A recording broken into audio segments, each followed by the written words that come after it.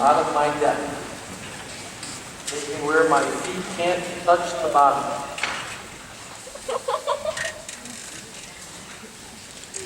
We're holding on to your love, Lord, while you're holding on to us. That is a lovely song. Did you say? Yeah. So I asked a couple of people some questions the last couple of days. See what they said.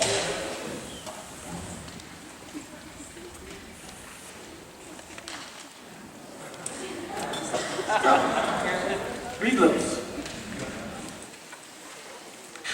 What makes you smile? My friends. My friends and family.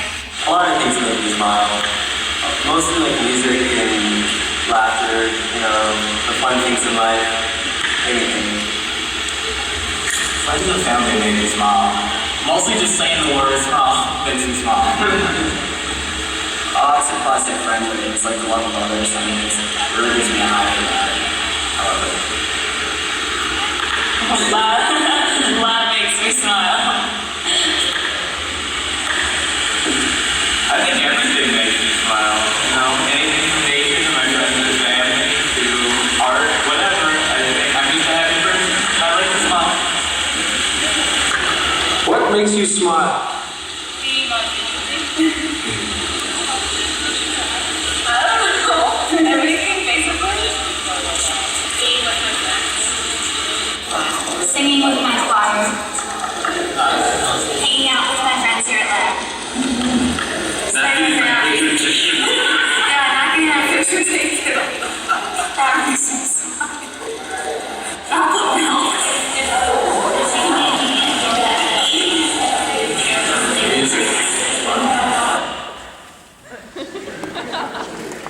What makes you smile? What? Unicorns? Potatoes.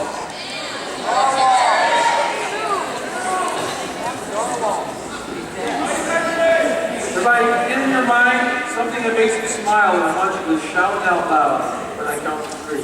1, 2, 3.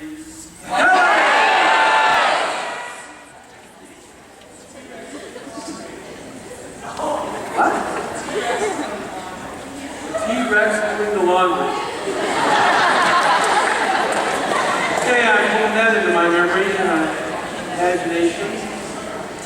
Whatever is lovely, whatever is pleasing. How many of you know people who look on the dark side? People who are pessimistic all the time. People who seem to find fault, seem to, find the problem, see the mistakes. And have you ever known people who seem to take pleasure in finding the stuff that's cracked and wrong and broken? Yeah? Now, I'm not talking about good proofreaders. I like good proofreaders. People who correct your mistakes graciously. Those people are helpful to me. I mean people who always seem to be negative. For me, that's just not the way to live. St. Paul would, I think, say the same thing. Think on these things. Whatever is lovely, whatever is pleasing, because there are plenty of things in this world, and there are plenty of things in our relationships that often cast a shadow. Yeah? Like when people take something lovely and turn it into something other than that. I'm still bothered by that, I have to tell you that. So I'm working on letting that go. Whatever is lovely, whatever is pleasing.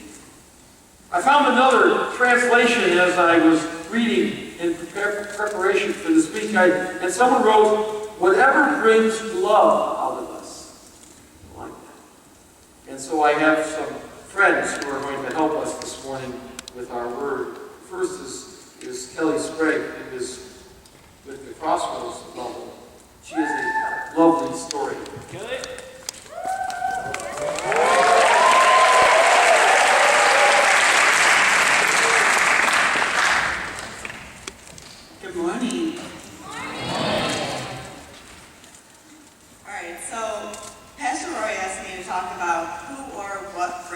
love out of me. And the way I look at it is, when do I feel the most love in my heart?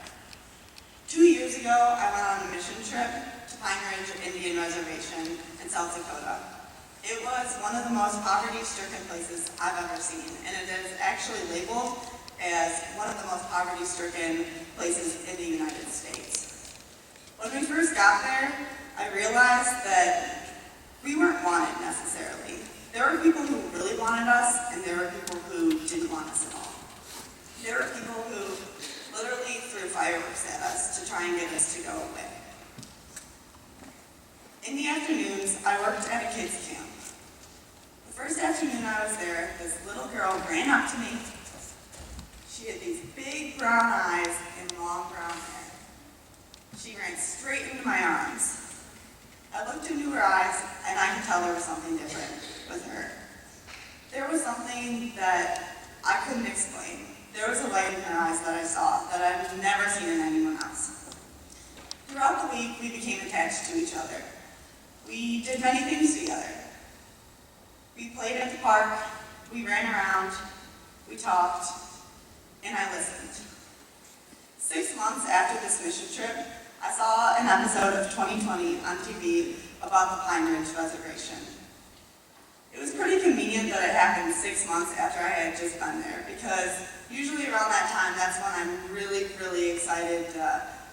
I'm just jonesing for something more. There was a bunch of different stories that were in this TV episode. There was a couple of different people that they focused in on, and it just so happened that the little girl that ran up to me was one of those people. Her name was Tashina. They focused in on her family life and the positivity that she had. I learned a lot about her in that episode that I didn't know just from looking at her. I learned that her dad had died, and looking at her, I would have never known that. Because like I said, when I looked in her eyes, all I could see was light and love. I think the thing that pushed her forward the most was that she got to dance in Indian tribal traditions. And her uncle actually made her dresses, and we saw on the 2020 episode that she would just dance and she never stopped smiling. Not when I knew her, and not on the episode either. I learned that even in the situation that she was in, as bad as I saw that, she loved everyone as selflessly as she could. Even on the toughest of days, I still think about Tashina and how, even in her situation, she loved with every ounce of her being. This leads me to ask myself, why can't I love like she does?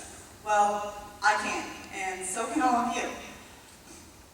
With the help from Tashina, I love a little bit easier every day.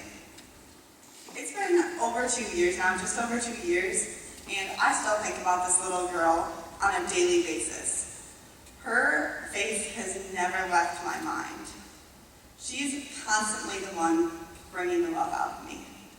Now, as Kieran's here to talk about her, I could have talked about a lot of things. The first thing that I thought of when he asked who or what brings love out of me was, well, Lab brings love out of me, and all of you bring love out of me, which is absolutely true. But Tashina was like nobody I had ever met before. My friend told me a couple days ago that she thinks that I'll be telling my kids this story. I think I'll be telling my kids this story too. Because the love that she showed me is my inspiration to love selflessly every day.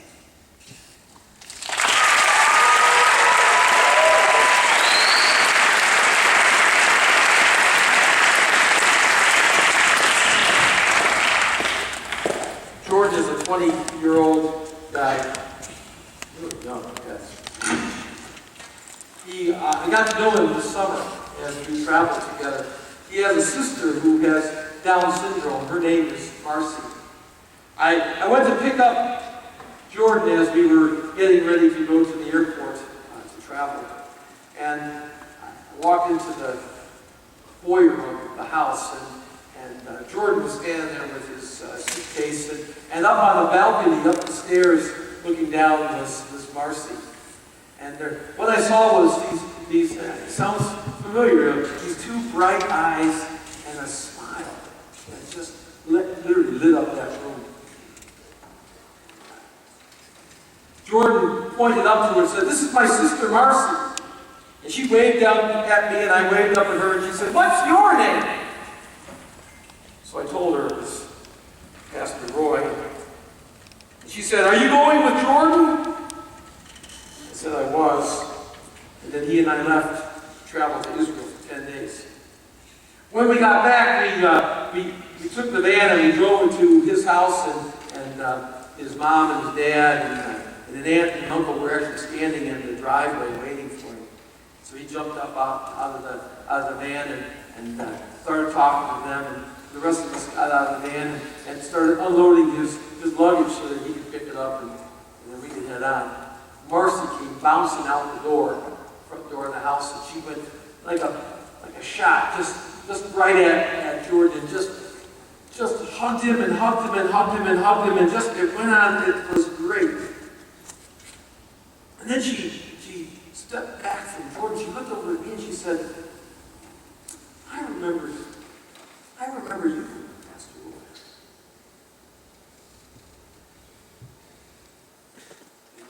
And then she walked up to me and she said, "I need a hug from you." Boom! I just got this bear hug on me. And then I told you last night, my language of love is physical. So she was loving on me, and I'm going, "Bring it on, Marcy, bring it on."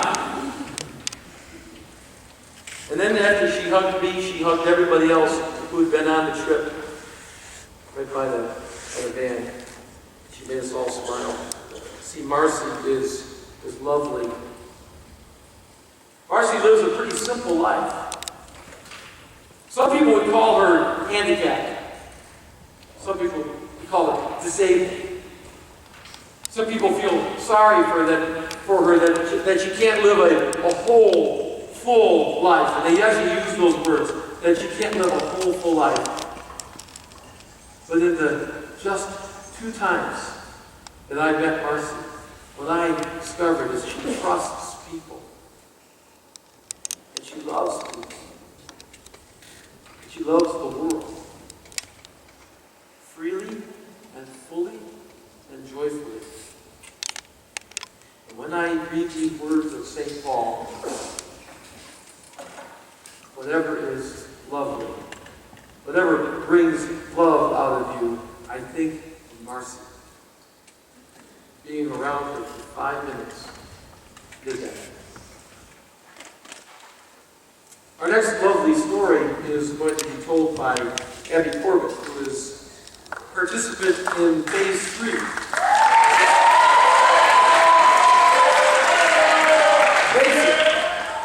Advanced? Are you on staff? Staff.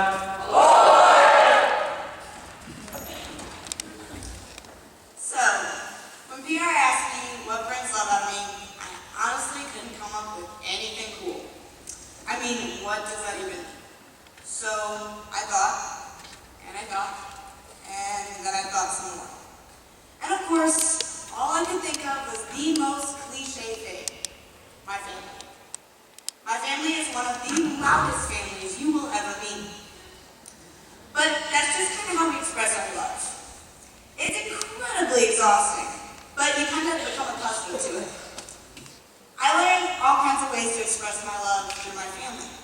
My grandmothers are kind of known for those random bear hugs that you just don't expect. And so now I pretty much hug anything that looks willing. My mom is a wonderful woman. She's always prepared to listen to every single one of my little bitty friends and all those big things that I just can't talk to anyone else about. She's teaching me that open ears lead to an open heart. Then I really got to thinking, and it finally hit me. My family isn't just those who are directly related to me. I have bonus family, and they're from church. PR, he's like an extra grandpa to me. And let's be real for just a second.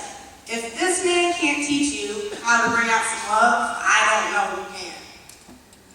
Then, I have two little sisters, and they're great, but God, He told me that I needed some more little sisters. I was so blessed this year to become a confirmation small group leader. And that, my friends, is where I believe my love comes out the most. It's the best feeling in the entire world when you look into a confirmant's face after they've been struggling with a question, and you say just a little bit to push them, and then they get it. The smile on their face is just so indescribable. And the girls from my group are here at Lad's Basics, and I couldn't even be more proud of them. They truly are in my heart as a few more little sisters. Lovely is a describing word that shows what brings the love out of people. Working with the confirmation kids brings out the best love in me. So they are the perfect definition of lovely, along with my actual family.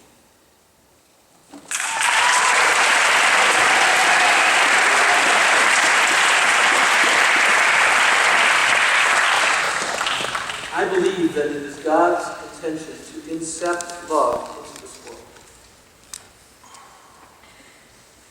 From the very beginning of the Bible to the very last word. You hear it again and again and again. Last night there was a song that reminded me that I know it was the psalm. The steadfast love of the Lord lasts forever. That's the chorus. The steadfast love of the Lord lasts forever. The steadfast love of the Lord lasts forever. The steadfast love of the Lord lasts forever. The steadfast love of the Lord lasts forever. The steadfast love of the Lord lasts forever.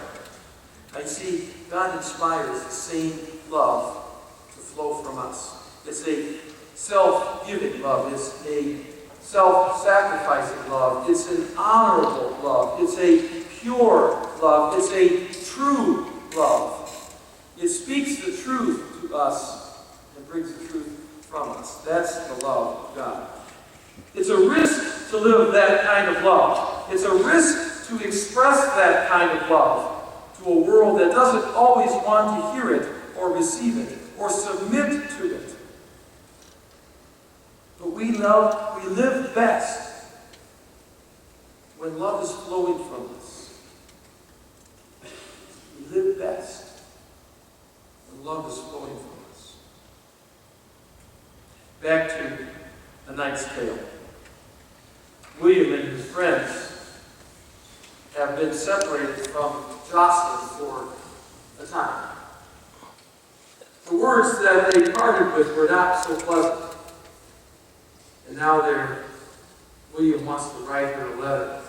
It's a letter that flows from not only him, but from his friends. And they write it together. A letter of love. Written to Jocelyn. See where the lovely words come from. It is strange to think. I haven't seen you since a month.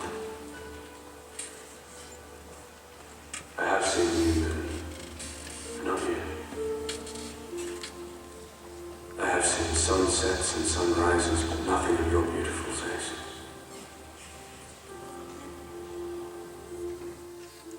Very good. I used to know this girl once who, well, she broke my heart, but I used to say that the Pieces of my broken heart are so small that they can be passed through the eye of a needle. He writes as I have died. Yes, ma'am. He dies as well. She used to cook for the Duke of York. I miss her like the sun misses the flower. I miss you like the sun misses a flower. Like the sun misses the flower in the depths of winter. Instead of beauty to direct its light to, the heart hardens like the frozen world your absence has banished me to. The next compete in the city of Paris. I'll find it empty and in the winter if you're not there. I like it. And now to finish it. With hope, love to death. husband, God rest him, told me something I'll never forget. Hope guides me. It is what gets me through the day, especially the night. The hope that after you're gone from my side, it will not be the last time I look upon you. And finish it with all the love that I possess. William, do you mean all right? With all the love that I possess, I remain yours. The knight of your heart.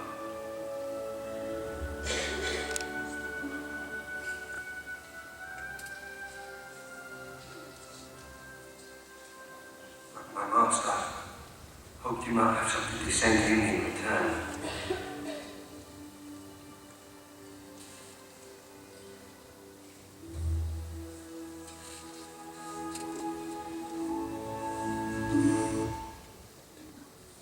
Oh, I messed up. I messed up, because I'll tell you what happens. She sends something back. And so, I can't remember his name, but the redheaded guy comes back, you know, he's kind of a gang kind of guy, and William says, did she get the letter? Yes, she got it. Did she send something back? Yes, she did. Where is it? So he comes up to William and throws his arms around him and kisses him on the lips. Ow! Except that William stepped back like, and then he smiled. When love comes from us, real love, I believe that it's always inspired by God. God is love. Can you recognize what is lovely? Yes?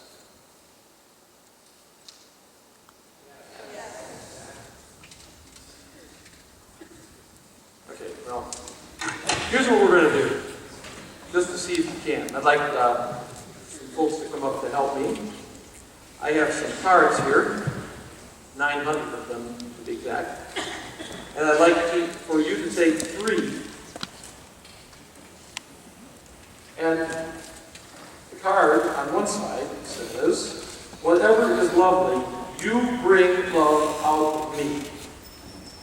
So they're going to pass these down the aisles, and everybody can take 3. Okay? And here's what I'd like you to do. Between now and this evening, I would like you to go about your leadership lab and share a card. Or 2. Or 3. With 3 different people. Now here's the deal. You certainly may tell a person in your small group that they bring love out of you. But the cards are for somebody not in your small group. You just have to go up to random people, or people you know on your level, or people you have seen, and say, you bring love out of you. But what I think would really be even more helpful would be if you jot something down in the back. What is it about them that is lovely? What is it about them that draws love from you? Tell them why. Because we grow in the steadfast love of the Lord. We grow best when we're planted in it, and we're living in it, and we're being nourished by it. And when we're being reminded that the things that we are and the things that we do draw the same sort of love out of us that has been planted in us by the Lord. That's the best I got.